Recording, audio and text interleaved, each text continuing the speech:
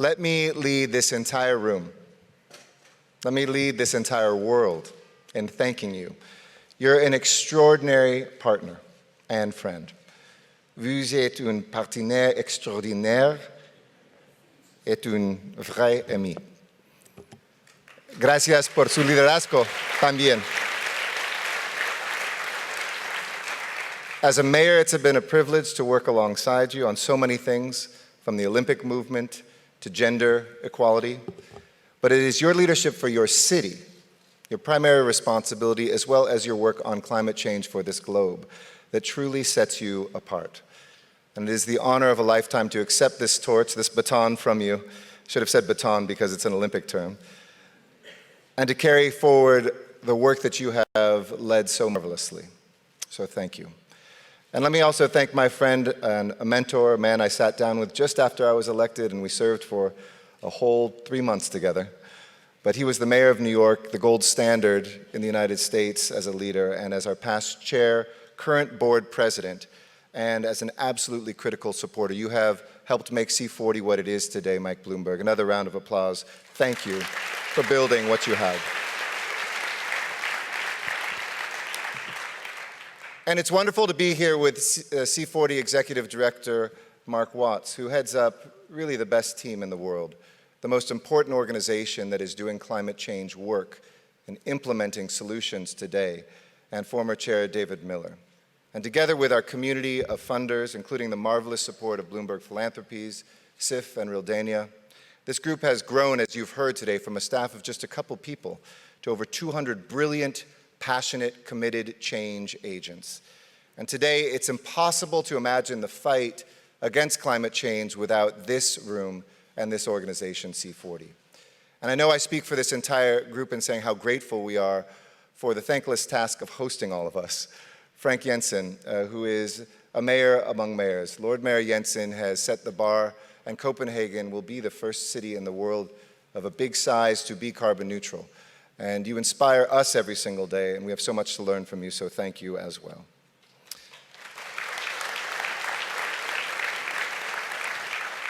So my friends, I come to you today from Los Angeles, known around the world as the City of Angels. I was born in the 1970s in a time when both California and America were drenched with optimism. It was a time of hope, a time of prosperity and possibility. And while it was one of the most hopeful places on earth, though, it was also one of the most polluted. As a kid, I would go to school, and some days the teachers would say it's a stage 3 smog alert. That meant the air was so bad we couldn't even go outside to play. I can still feel today what it felt like in my lungs to not be able to breathe, to have our eyes tearing up.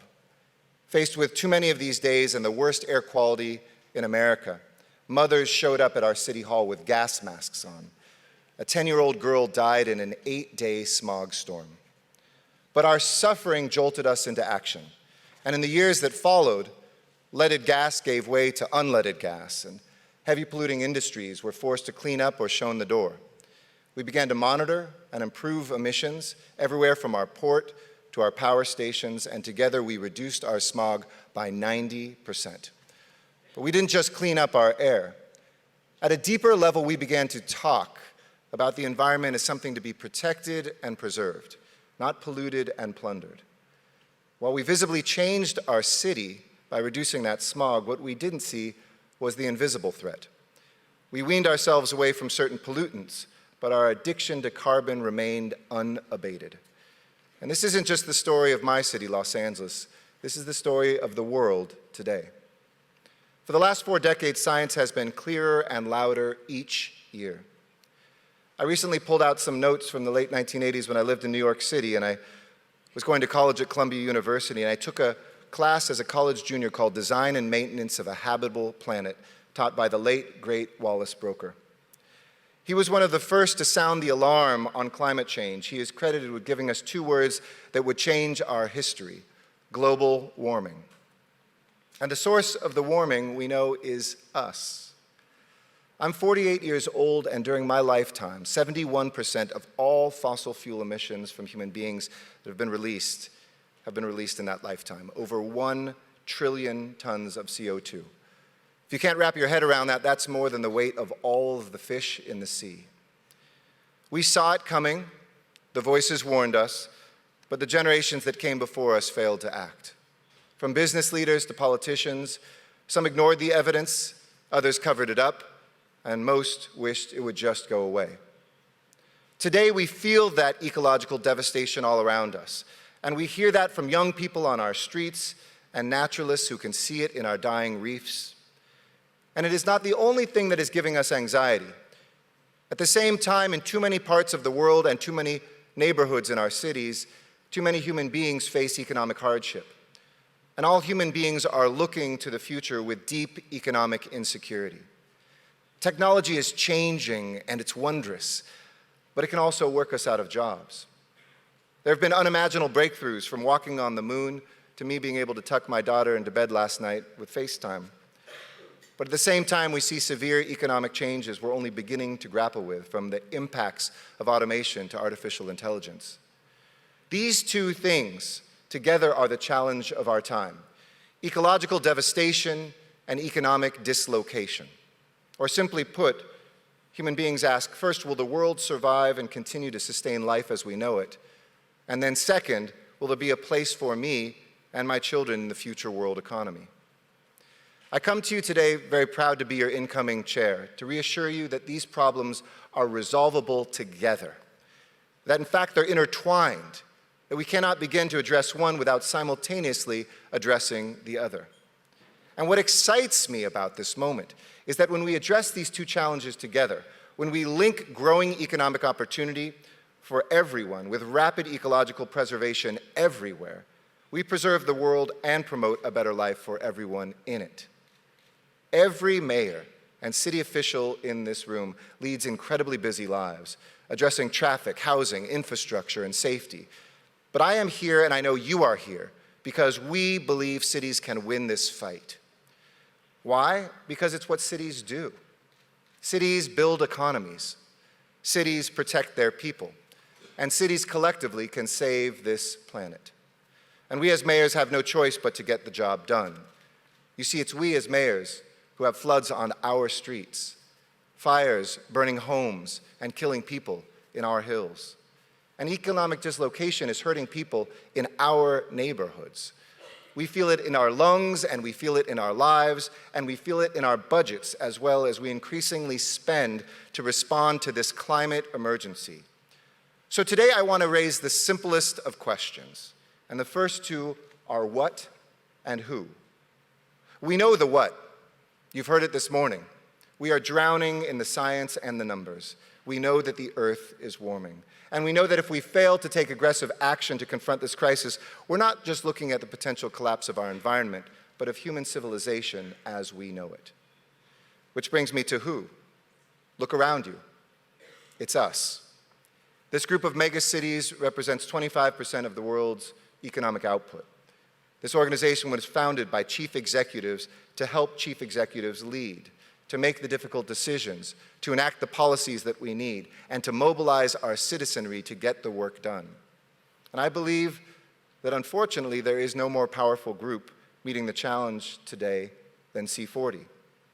It is partially because the transnational level is broken, and in some cases national leaders are the death cough of the last flat earth society, believing that this does not exist. But you see, while other people make promises, we enact policies and programs. We work for our people. We work across our countries, and we work across borders, just like the problem that we're confronting. So the what is clear, and the who is here. We are exactly the right leaders at precisely the right time. Mayors don't commute to some other geography to work. We live where we work, and we work where we live, and that's in our cities. Cities are organic communities that mirror nature, as opposed to countries and states which are the accidental outcomes of history born out of war or colonization. And cities are growing. By the end of this century, humanity will be an almost entirely urban species, with 90% of us living in cities. And cities have never been more powerful. We control transportation networks, water and power lines, building codes, all of which are critical weapons in this fight. And we're also proud of the nations we comprise, but we are committed to building the connections between us. More than 100 cities that have committed to developing and implementing inclusive climate policy plans by the end of 2020 to address this emergency. As you've heard over and over, it was C40 that adopted the 1.5 degree Celsius limit first to avoid catastrophic climate shifts. And it was C40 that really led the way in Paris. I will never forget that picture that so many of us are in Paris City Hall. Not only because it showed the power of cities, but it showed to me the hope of tomorrow coming together. And cities like Copenhagen on track to do its work to become carbon neutral by 2025. Cities like Oslo, which was the first city in the world to adopt a climate budget before its actual budget each year. And Shenzhen, which showed us that we don't have to go slowly. It now has the first city with a fully electric bus fleet, 16,000 of them.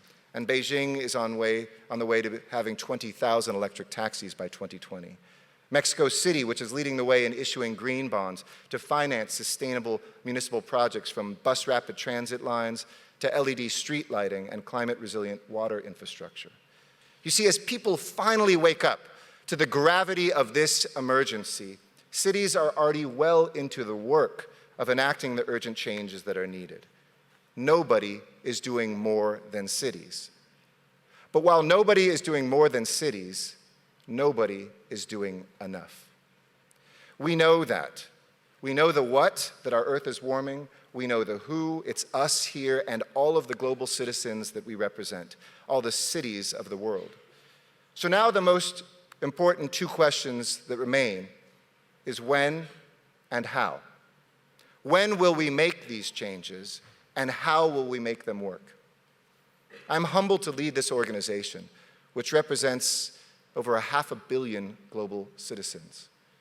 Being here is the only way I know how to protect what I love most, my family and my city. And like every mayor, I know how much work there is to do at home, but I also know Los Angeles can't do this without C40. I know C40 can't do this without Los Angeles, and each of us can say that about our cities. So to me, the when is crystal clear. It is now. And as your incoming chair, I will work with you to make the 2020s the climate decade, a decade of climate action.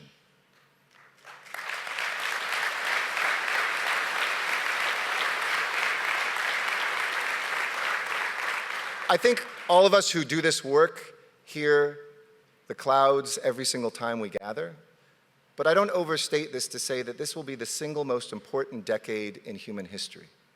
A decade that will define and determine whether life sustains as we know it. And there are reminders all around us. One of them is in Iceland, about 2 hours to the northeast of Reykjavik, where you'll find the Ok volcano. On top of the volcano, a group of people recently placed a plaque titled "A Letter to the Future." And it reads, and I quote, "Ok is the first Icelandic glacier to lose its status as a glacier. In the next 200 years, all our main glaciers are expected to follow the same path. This monument is to acknowledge that we know what is happening and what needs to be done. Only you know if we did it." August 2019, 415 ppm CO2. Only you, our descendants and their descendants, will know if we did it. And that's what we're fighting for, our future, which brings me to that last question, the how. The warming of our world, our role in this work, the urgency of today, all of that collides with our ability as human beings to innovate and to act. So I come to you today as a practitioner, knowing that every single day we have to make our cities more inclusive and equitable, and that demands that we recognize that our ecology and our economy are tied together. In Los Angeles, we've seen this connection and made it work. In my city in 2016, we reduced our emissions in a single year by 11%. In that same year, we reduced our unemployment by 14%.